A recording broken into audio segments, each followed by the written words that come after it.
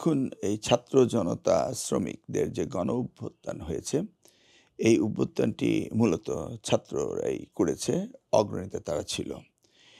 এটা জাতীয়তাবাদী দল বিএনপি এবং আমাদের অ্যাক্টিং চেয়ারপারসনের নেতৃত্বে বিগত ১৭ বছর আন্দোলন চালিয়ে যাচ্ছিলাম আমরা।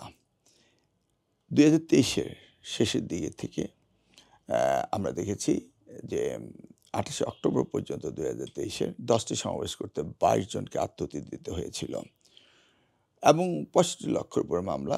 আমি নিজেও ৩.৫ বছর জেল খেটেছি। এমন কোনো নেতা নেই যে জেল খাটেনি একাধিকবার। ঠিক মাঠের প্রস্তুতি বিএনপি এবং জামাত মিলে নিয়েছিল। ধরুন আপনাকে ২০০ রান করতে হবে জিততে হলে। ১৮০ রান আমরা করে দিয়ে আসছি, বাকি ২০ রান হয়তোবা ৫ বলে ২ জন ব্যাটসম্যানে করেছে, বিষয়টা এরকম। তো ২০০ রানের মধ্যে ১৮০ রান বিএনপি এবং জামাত, মেইনলি বিএনপি করেছিল। পরবর্তীতে তারা এগিয়ে এসছে ছাত্ররা এবং একসাথে আন্দোলন করে দেশটি এক নদীর রক্ত পেরিয়ে প্রায় ২,০০০ আত্মহত্যা দিয়ে আই ডোন্ট নো কতজন আহত হয়েছে। দেশটি পুনরায় একটি বিপ্লবের মধ্য দিয়ে স্বাধীন হয়েছে ৫৩ বছর পরে। এটাকে আমরা জুলাই বিপ্লব বা জুলাই ৩৬ বলে থাকি।